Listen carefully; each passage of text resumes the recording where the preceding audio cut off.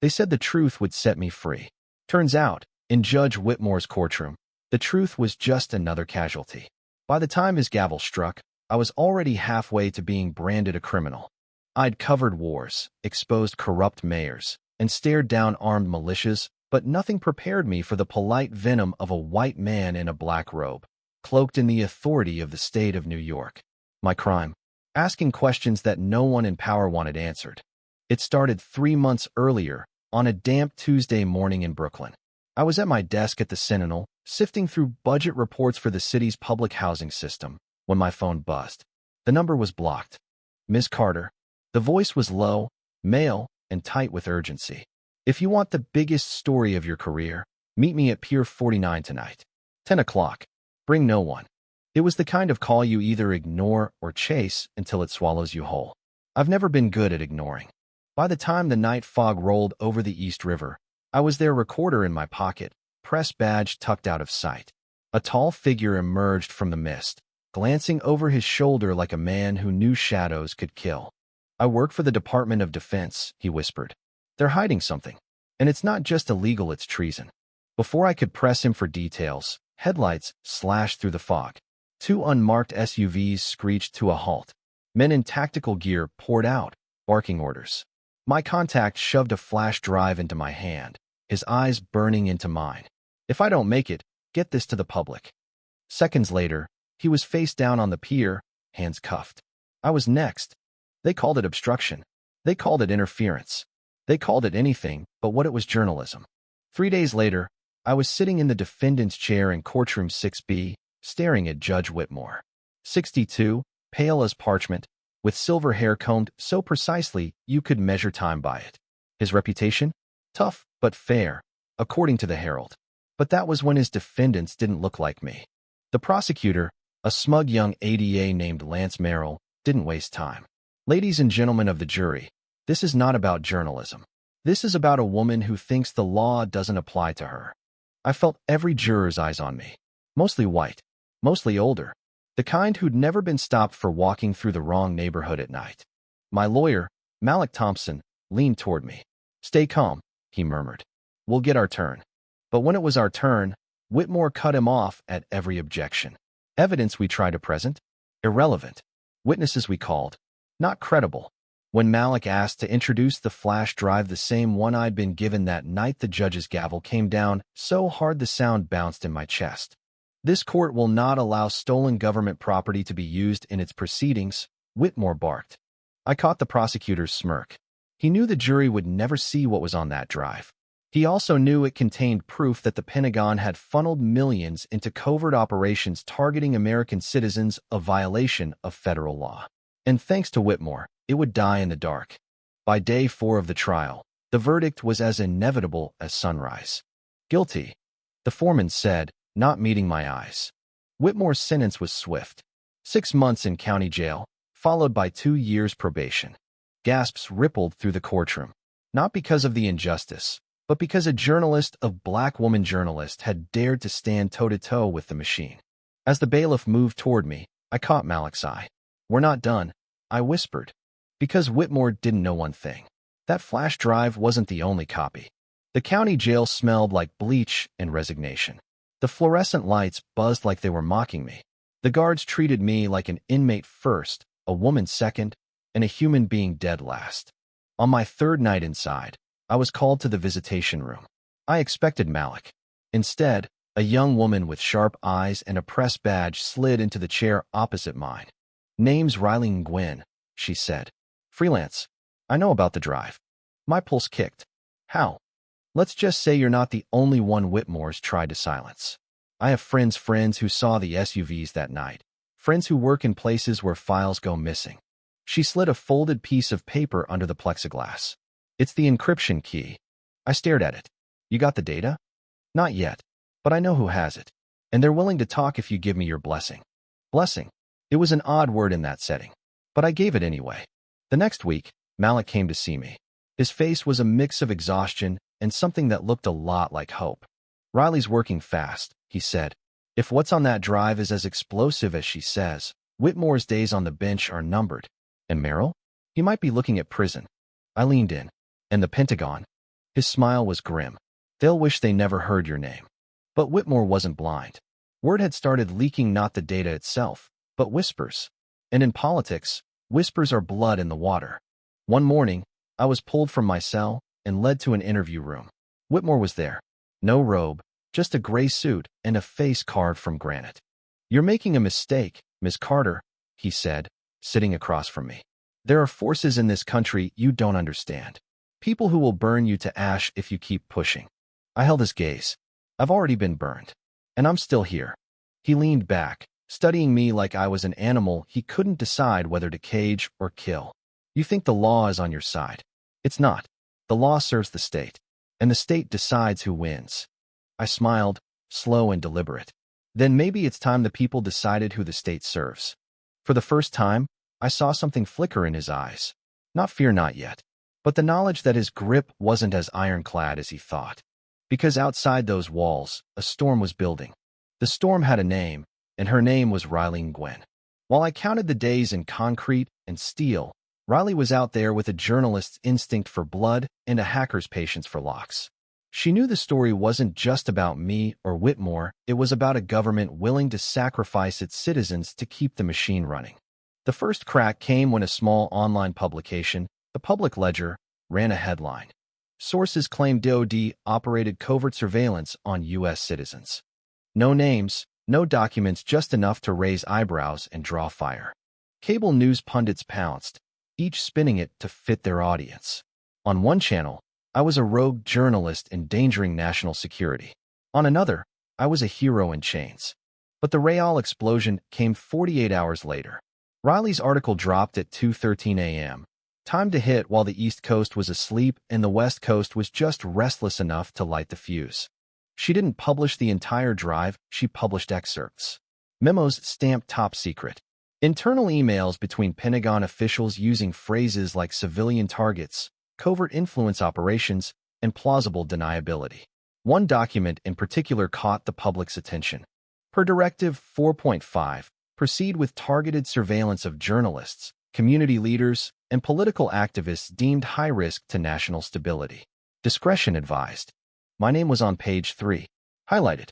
By sunrise, hashtags were trending. Protesters gathered outside the courthouse. My face, stern, grainy, in an orange jumpsuit, was plastered across social media under captions like, "She told the truth," and "Free Carter now." Inside jail, the guards were suddenly less sure of themselves. Some avoided my gaze. Others lingered, curiosity replacing contempt. Even the warden called me Ms. Carter instead of inmate. On day 26, Malik returned with a glint in his eye I hadn't seen since before the trial. "The judge has a problem," he said, leaning across the table. "Which judge?" I asked. "Our favorite one, Whitmore." He slid a folded document toward me. "State Judicial Review Board is opening an investigation. Conflict of interest, suppression of evidence, racial bias. They've subpoenaed his communications." I smiled. Riley, and some friends of hers in high places. By week 5, the air outside was electric. Whitmore tried to hold steady in his courtroom, but the press was circling like vultures. Merrill, the prosecutor, had gone suddenly quiet, no TV appearances, no comments to reporters. Then, one morning, I was called from my cell again. This time, it wasn't Whitmore waiting. It was a U.S. Marshal with a badge heavy enough to tilt the table. "Ms. Carter," he said, "pack your things. You're being transferred." "Transferred where?" I asked, my stomach nodding. He glanced at the guard and then back to me. "Protective custody." I laughed, short and sharp. "Protective from who? Or from what?" His jaw tightened. "From the people who want you dead before you can testify." The safe house was nothing like I'd expected, an aging brick building on the outskirts of Queens, tucked between a laundromat and a shuttered diner. Inside, it smelled of coffee and dust. There was already someone waiting in the living room. Broad shoulders, close-cropped hair, the kind of posture you only get from years in the military. "Name's Sam Vega," he said, shaking my hand. "I used to run operations for the Defense Department." I arched a brow. "And now I regret it." He didn't waste time. "That drive you have? It's not just surveillance. It's a blueprint. Names, locations, operational timelines. They were planning something big. something they could blame on foreign actors to justify expanded domestic powers. My skin prickled. Like what? He hesitated. Like a staged terrorist attack on U.S. soil. The words sat heavy between us. Back in the city, the protests grew. Some called for my release. Others demanded the resignation of every official tied to the operation. Whitmore stayed silent in public, but behind closed doors, he was scrambling. Riley's sources leaked that he'd been in contact with senior Pentagon advisors, men who now looked less like patriots and more like accomplices. The pressure worked. On a gray Thursday morning, Malik burst into the safe house with a grin. We got it. Got what? A federal judge just vacated your conviction. Effective immediately. You're free. The words didn't register at first. Then the air seemed to crack open. Freedom didn't feel like I'd imagined. It wasn't a rush of joy or a swell of victory. It was heavier, the weight of knowing I still carried something dangerous, something people had already tried to bury me for. At the press conference outside the courthouse, microphones jutted toward me like spears. Miss Carter, do you feel vindicated? What's next for you? Are you going to publish the rest of the files? I looked past the cameras, past the shouting, to where Riley stood at the edge of the crowd. She gave me the smallest nod. Yes, I said into the microphones.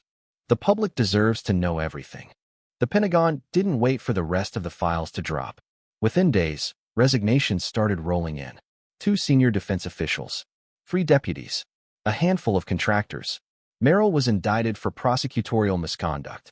Whitmore was suspended, pending removal. But the real battle was still ahead. Because the final section of the drive contained proof of the planned false flag attack dates, logistics, and the names of operatives embedded in key infrastructure. And the clock was ticking. Sam, Riley, Malik, and I became an unlikely unit. Riley handled the press. Malik handled the legal barricades. Sam handled the parts of the military alphabet soup I couldn't untangle. The deeper we went, the more dangerous it became. Vehicles parked too long outside Riley's apartment. An attempted break-in at Malik's office. Sam's military contacts cutting off communication. One night, while we pored over files in the safe house, Sam looked up from his laptop. They're moving up the timeline, he said. What timeline? I asked, even though I knew. The attack. It's not months away anymore. It's weeks. Weeks. That was all we had. The safe house that once felt like a haven now felt like a ticking bomb shelter. Every sound outside, the hiss of tires on wet pavement, the clank of pipes, sent my pulse racing. Sam was the one who stayed calm. He'd seen worse, he said, but even he started sleeping with a Glock on the nightstand. Riley's newsroom contacts pushed for publication. The public needs to know now, she argued one night, pacing the narrow kitchen. If we wait, people could die. Malik shook his head. If we dump the files without preparation, they'll call it a hoax. They'll bury it in a week. We need airtight corroboration, or the machine spins this as conspiracy theory from a disgraced journalist. I sat between them, feeling the weight of the choice. Go too soon, and we'd lose credibility. Wait too long, and we'd be attending funerals. That night, I dreamed of the pier again. The fog, the hand pressing the drive into mine. The man's voice desperate, certain if I don't make it, get this to the public. When I woke, I knew. We couldn't wait. The first step was confirming the logistics of the attack. Sam said the files pointed to 3 potential targets, all civilian-heavy locations. 2 were in New York City. The third was a transportation hub in D.C. They're counting on chaos, Sam explained, tracing a finger over the map. Hit all 3 at once. Make it look coordinated, foreign. Public demands action. Congress signs whatever security bill they put on the table. I stared at the red circles on the map. One of them covered a subway station I'd passed hundreds of times. A station always packed during rush hour. We leak the targets, Riley said. Force them to cancel. Make the plan useless. Sam frowned. You do that, and they'll know exactly who's onto them. They won't just cancel, they'll change the targets, and you'll lose your only leverage. Malik leaned back. So what's the move? Proof, I said. We get proof so undeniable they can't spin it. And we put it in as many hands as possible all at once. No single outlet. No single gatekeeper. Riley's eyes lit. A simultaneous drop. Dozens of papers, broadcasters, independent journalists. They can't stop them all. The next week was a blur of burner phones, encrypted chats, and backdoor meetings. Riley worked her contacts in the press, while Sam worked his old military channels, quietly fishing for allies who hadn't sold their souls. One of them, a retired intelligence officer named Marlowe, agreed to meet. He was tall, wiry, with a weathered face that said he'd seen more than most. We met in the back booth of a diner that hadn't changed since the 70s. I read the files, Marlowe said without preamble. They're real. And if you go forward, you're going to be hunted. I'm not talking subpoenas. I'm talking teams that don't show up in court records. We already are, I said. He studied me for a long moment, then slid a thumb drive across the table. This is the piece you're missing. Surveillance footage from a secure facility. Shows one of the planners in a meeting about the attack. You release this with the rest, and there's no way they can bury it. I took it. Why help us? His expression didn't change. Because I've seen what happens when you let them win. We set the drop date, Friday, 8 a.m. Eastern. The night before, none of us slept. The safe house was lit by the cold glow of laptop screens as we prepped files, wrote accompanying reports, and set up timed releases. Riley handled the distribution network, dozens of journalists around the world who would all receive the package at the same moment.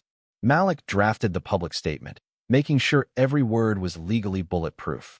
Sam checked and rechecked the data integrity. At 7:50 a.m., I sat with my finger hovering over the final send key. This is it, Riley said quietly. I nodded. Once we do this, there's no going back. Sam smirked. You think there's been a way back since the pier? The files went out at 8 o'clock and 2 seconds a.m. By 8:03, the first tweets hit. By 8:07, 3 major outlets had gone live with breaking news banners.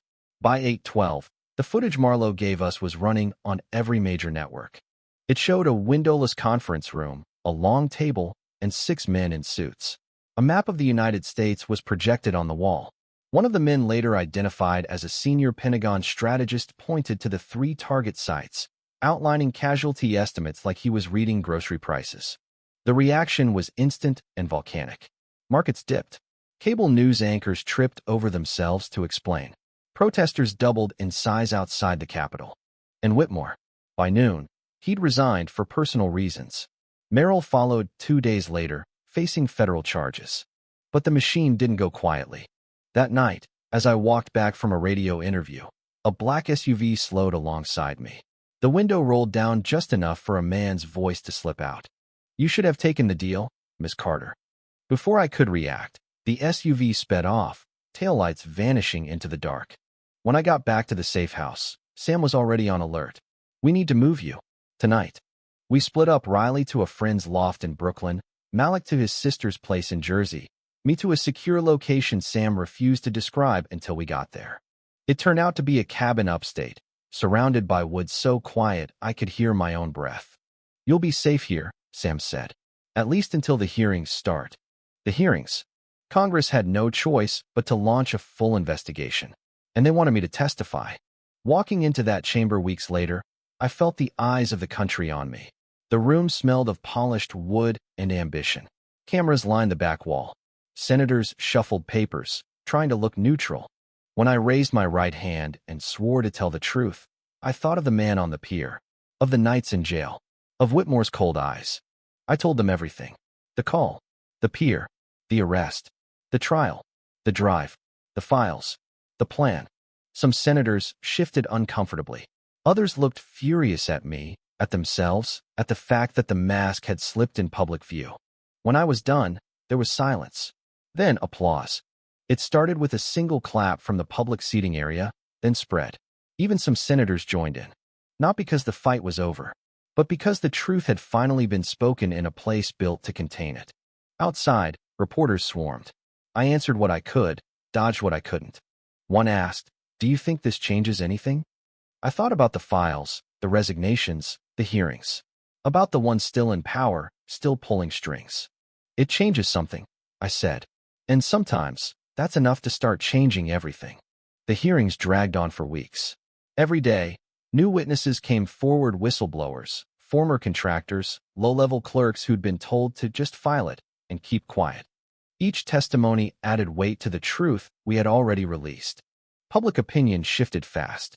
Polls showed a majority of Americans believed the government had engaged in illegal surveillance, and that senior officials had planned a staged attack. For once, people weren't arguing about whether it had happened, they were arguing about how far the rot had spread. Whitmore became the poster child for judicial corruption. His smug, lined face appeared on magazine covers under headlines like "The Judge Who Tried to Bury the Truth." He was indicted on charges of evidence suppression, obstruction of justice, and in a twist I didn't see coming, accepting undisclosed payments from a defense contracting firm tied to the operation. Merrill's fall was even faster. Under oath, he admitted he'd been strongly advised to prosecute me aggressively and to avoid touching the flash drive. When asked by whom, he hesitated, then named a Pentagon liaison. That moment made the front page the next morning. Through it all, I stayed in the cabin. It was safer that way, but safety felt like a cage now. Riley visited often, bringing coffee, hard drives, and updates on the media storm. She was relentless, chasing leads, protecting sources, hammering away at anyone trying to rewrite the story. One night, she arrived with a grin that looked almost dangerous. "They've called off the attack," she said, dropping onto the couch. "Officially. Quietly. But it's dead. You killed it." I didn't feel triumphant. I felt tired. Tired in my bones. But there was relief, too, the kind that sinks in slowly, like heat after frostbite. "What about the operatives?" I asked. "Some are in custody. Some not." Her smile faded. "This isn't a total victory. But it's a crack. A big one." 2 weeks later, I got a call from Malik. "You're clear," he said. "Protective details lifting. You can come back to the city if you want." The drive south was long and quiet. The skyline hit me like an old friend I didn't trust anymore. Back at the Sentinel, my desk was exactly as I'd left it, stacks of papers, a crooked photo of my parents, a coffee mug with a faint lipstick stain. My editor, a wiry man named Collins, met me at the door. "You're a pain in the ass, Carter," he said, grinning. "But you're our pain in the ass." I thought about writing a book. Riley thought I should. Malik said it would help protect me, public visibility, he called it. Sam just shrugged and said, "As long as you tell it straight." But first, I needed one more meeting. Through a mutual contact, I tracked down the family of the man from the pier, the whistleblower who'd handed me the drive. His name was David Monroe. He hadn't survived that night. Officially, complications during detainment. His sister met me in a small cafe in Queens. She was younger than I expected, with his same sharp eyes. "I wanted to tell you," I said, sliding an envelope across the table. "He didn't die for nothing. The whole country knows now." She opened the envelope, a single printed headline, "The Truth They Tried to Bury," with my byline underneath. Her eyes shimmered. He'd have liked that. Life didn't go back to normal. I don't think it ever could. But it moved forward.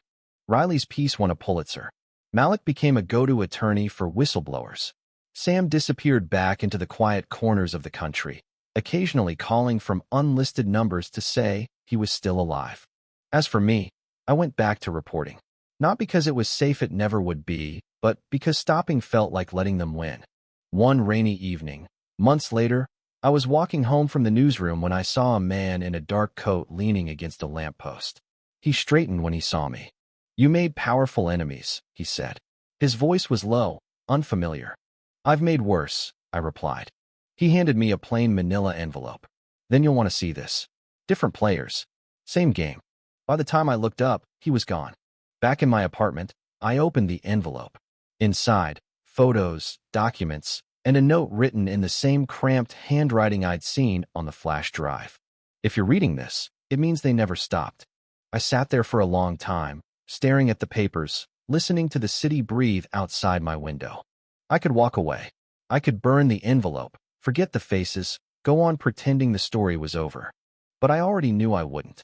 Because the truth doesn't just set you free. It chains you to the responsibility of carrying it even when it's heavy, even when it hurts. The next morning, I slid the envelope into my bag and headed for the Sentinel. On my desk, my coffee mug still waited, lipstick stain and all. I powered up my computer, opened a blank document, and typed 3 words. It happened again.